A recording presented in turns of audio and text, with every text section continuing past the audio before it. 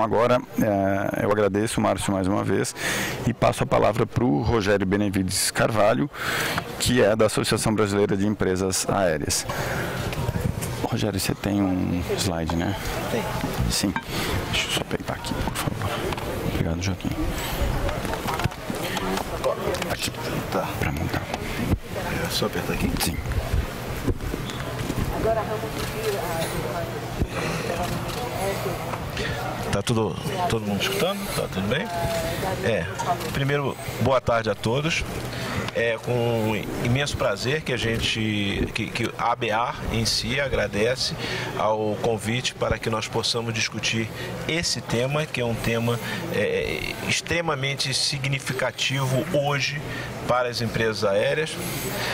Quando nós recebemos esse convite, nós conversamos sobre a possibilidade de apresentar alguma coisa tecnicista em relação aos processos, aos biocombustíveis como um todo, e tivemos uma outra linha, que é apresentar como é que o nosso setor enxerga essa necessidade.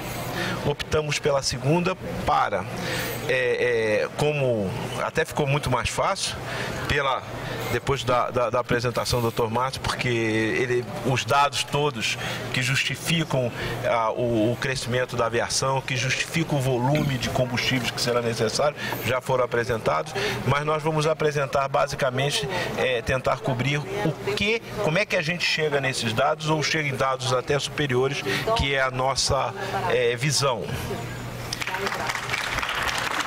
Basicamente, em relação à ABAR, a ABAR é a Associação Brasileira das Empresas Aéreas, que tem as 4 fundadoras e tem a Boeing, a Bombardier, a Latam Cargo e a TAP como associadas e representam basicamente 99% do mercado doméstico. 2.700 voos diários. Esse dado é importante para ter ideia da dimensão que é a ABAR, do escopo da ABAR no tocante à definição de uma política de consumo de combustível. E é muito importante, quando a gente fala de biocombustível, fala de combustível em si e fala de aviação, é importante definir, é importante ter no conceito que a aviação tem que ter 2 conceitos básicos. Um é eficiência, a gente busca eficiência nos mínimos, no máximo que a gente pode procurar, a gente tem que procurar eficiente, senão a nossa sustentabilidade, tanto operacional como financeira, ela não dobra. E a outra, previsibilidade. Hoje nós estamos vendendo a passagem daqui a 360 dias. Hoje estão abertos a passagem daqui a 1 ano. Então, por que a gente fala esses 2 conceitos? Porque esses 2 conceitos, eles formam os pilares que nós trabalhamos, que são: eu preciso de ter os padrões internacionais, eu preciso ter um estado de eficiência e eu preciso ter uma liberdade tarifária. Se eu não tiver previsibilidade, o biocombustível pode me dar em termos de uma operação, uma produção no Brasil muito mais ampla do que eu depender de combustível no mercado internacional. Então esse é um fator que o biocombustível já me traz de vantagem. Tá? Então esses 3, por que eu procuro padrões internacionais, estado de eficiência e liberdade tarifária? Porque nós tivemos na última década, nós tivemos taxas, vocês devem ter ouvido muito falar, em crescimentos chineses. Esses crescimentos chineses, eles ocorreram por uma série de fatores, mas principalmente pela a redução de custo assento quilômetro, custo do assento quilômetro. E o custo do assento quilômetro foi reduzido por quê? Avanços tecnológicos. Nós tivemos uma integração, uma inclusão da sociedade brasileira. Obviamente o efeito renda, o crescimento do PIB são fatores importantes. Contudo, sem você ter uma liberdade tarifária para poder botar dentro do mesmo avião diversos mercados no mesmo voo, sem você ter ganhos de custo e eficiência e um estado eficiente, você não conseguiria chegar lá. E isso que nós tivemos. Nós saímos em 10 anos, em uma década, o volume passageiro triplicou, foi a 100 milhões. Hoje nós temos 200 milhões de passageiros desembarcados, quer dizer, 100 milhões de tickets vendidos. E nós tivemos um crescimento médio de 7%. 4%. Um crescimento que é 2 vezes o PIB. E nós podemos ter isso aí para frente, podemos replicar isso. Hoje nós temos 200 milhões de habitantes no Brasil com 100 milhões de tickets. Tem diversos países desenvolvidos que têm 3 vezes o número de viagens, o número da sua população. Então nós temos um potencial muito grande. Nós enxergamos que em 2030 nós podemos ter não 100 milhões de tickets, nós podemos ter de 300 a 400 milhões.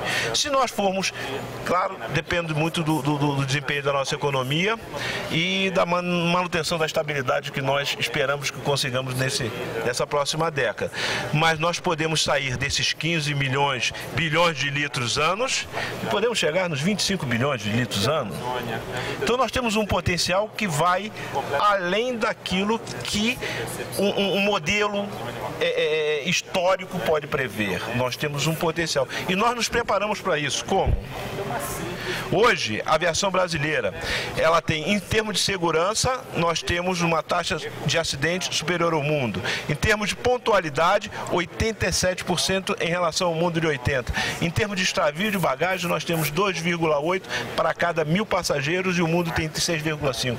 Os senhores tenham segurança que a aviação foi preparada para um crescimento acima daquilo que os modelos hoje já indicam. Em termos de meio ambiente, é uma preocupação, além de safety, security, que são famosos na aviação, o environmental aspects é outro tema muito discutido. E temos, como foi mencionado, desde 2010 a gente veio discutindo. O grande marco foi ano passado, com a aprovação do CORSIA, e em 2050 nós esperamos ter 50% do volume de CO2 emitido em relação a 2005. Contudo, a decisão do ano passado foi crítica.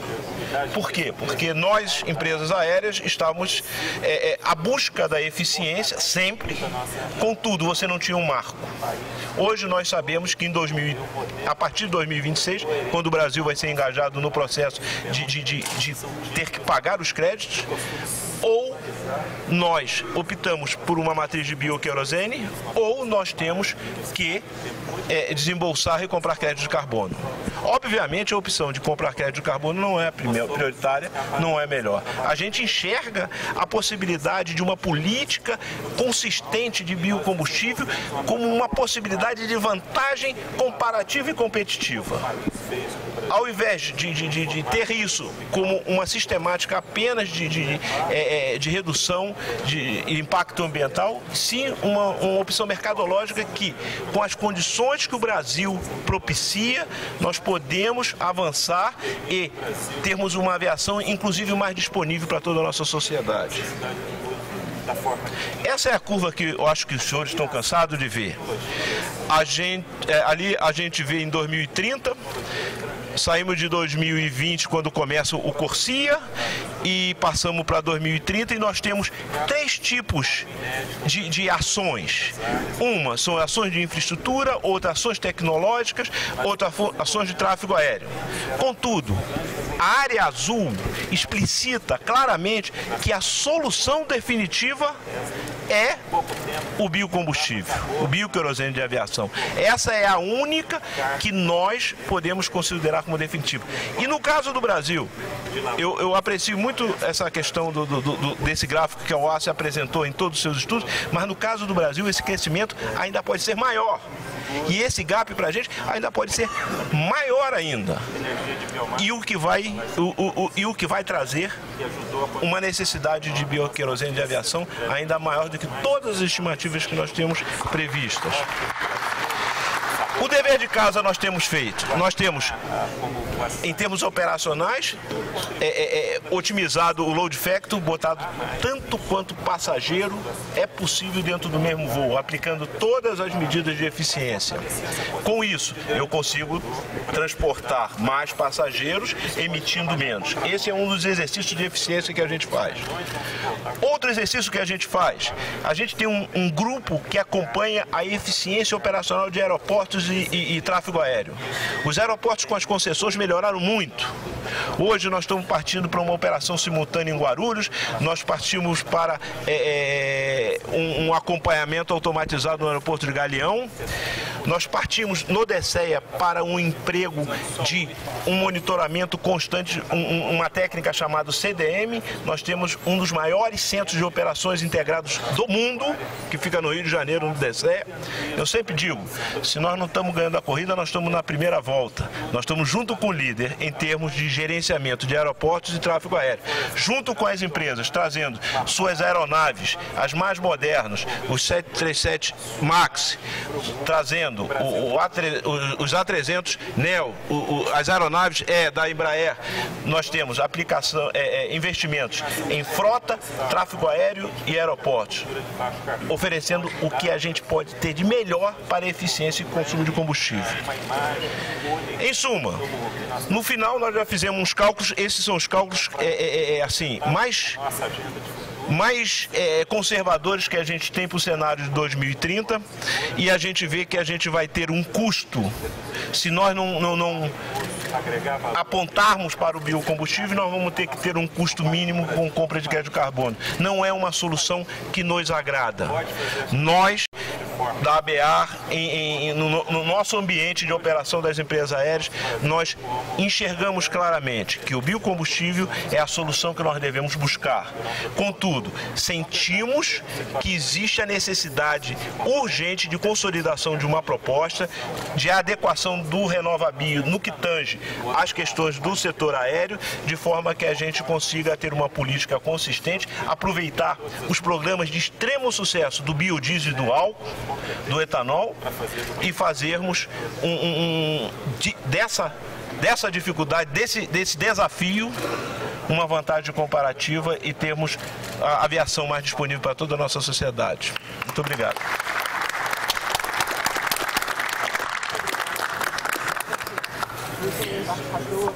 Rogério, eu fico cada vez mais animado com o nosso painel, porque na verdade, primeiro no ponto de vista regulatório, o Márcio trazendo o que está sendo desenhado, aí vem a ABAR e mostra que efetivamente o apetite das empresas está aí, né? E tem um papel super relevante do Brasil, um diferencial, que é a nossa capacidade de produzir, de ter possibilidade de expandir sem ter problemas ligados a toda a agenda de desenvolvimento sustentável, de desmatamento, que nem se cogita dentro desse setor.